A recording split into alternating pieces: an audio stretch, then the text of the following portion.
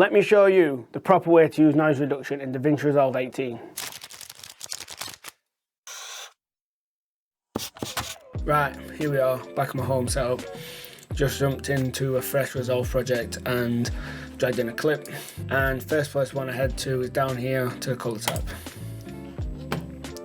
Now in this clip, I've just jumped through and done some exposure on this node. That's off, that's on.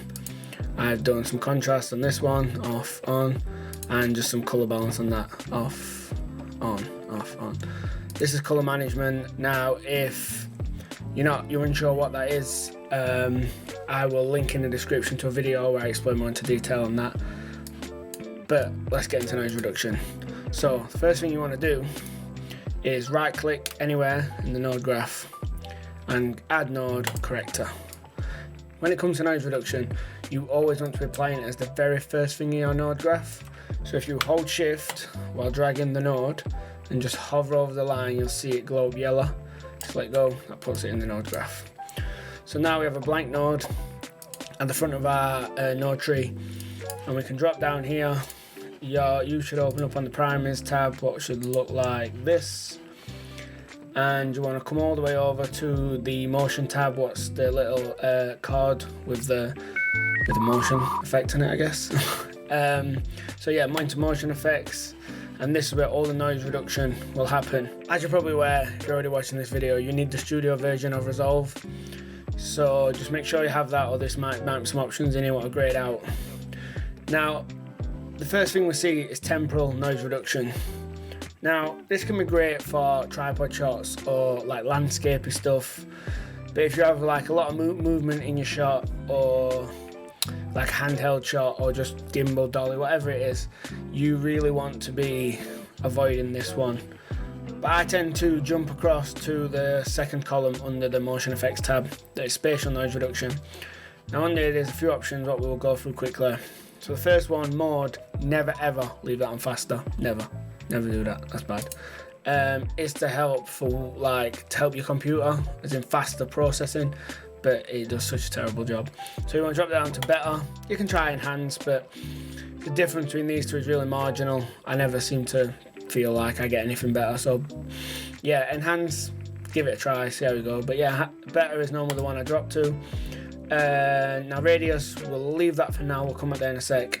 And here, this is the main section. So this is basically the amount of noise reduction you want to apply. So imagine this goes from a scale of 0 all the way to 100% of it applied.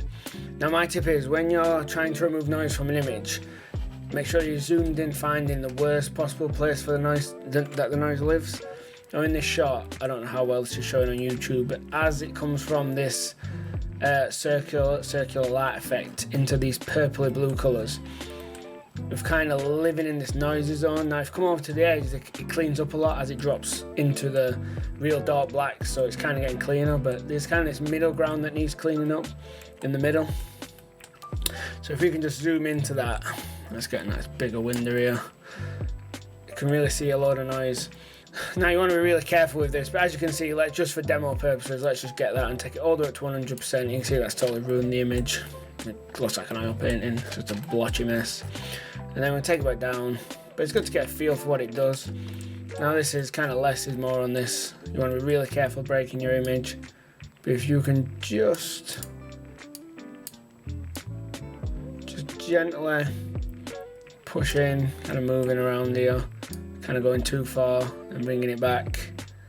I'm liking around 30, around 30 looks good. It's good to zoom in on your subject, kind of off and on it. So if you do Control D, that's off, that's on. You can see not much of a change happening to our sharp areas. It's keeping it nice and sharp. If coming down here, you can see that's removing a lot of the noise. I'm not sure how that relates on YouTube, but I might push that a bit further on. Yeah, I think I'm liking up in the 40s, the early 40%. Then coming back up again, checking, see if it's doing much to our image, breaking it anywhere I don't want it broken. That's off, that's on. You need to remember here we are really punched in on this image, so These are minute adjustments, but because we're so punched in, we're really getting an idea of how clean we can make things. But so if we drop back out to here, you see, roll that back, make sure it's looking all right on the playthrough. Yeah, starting to look great. Now that's totally an acceptable image for me. When you're watching it in 4K or 1080 or whatever it ends up being in, that'll be totally fine. One of the main mistakes of people just coming over to resolve what they make is they jump straight into the tempo noise reduction, and that works on a frame, analysing previous and next frames to try and get to where it wants to be. And that obviously works great with like tripod, and as I mentioned, shots with not a lot of movement in. But if there's a lot of movement, the frames before and after aren't necessarily got the same amount of noise. So now we're settled on 43%. We can zoom back in, punch back in on the image, and if we come up to the radius, we can flick through this also. This is just choosing how big of a sample of noise you are choosing to analyze, because what it does is it analyzes noise and then tries removing the noise but leaving everything else. So this is basically choosing the size of the sample. There is no right or wrong answer here. Just flick through the options. Noise reduction in Resolve is really that simple. It's night and day better than your Premiere or Final Cut denoiser. There's some plugins that can keep up, if not improve. But if you're talking about using the built-in softwares that come with, none of the other editing softwares can come close to Resolve's built-in. Now you should be able to denoise the proper way in Resolve 18 and have a better understanding of how the mechanics work under each option in there. Sometimes footage is just unsavable, but it's always worth a try. If you would like me to go deeper on any other subjects in Resolve, just hit me in the comments. If you want to know what camera I use, I'll put that video here. Make sure to like, subscribe, hit the bell icon. Until next time.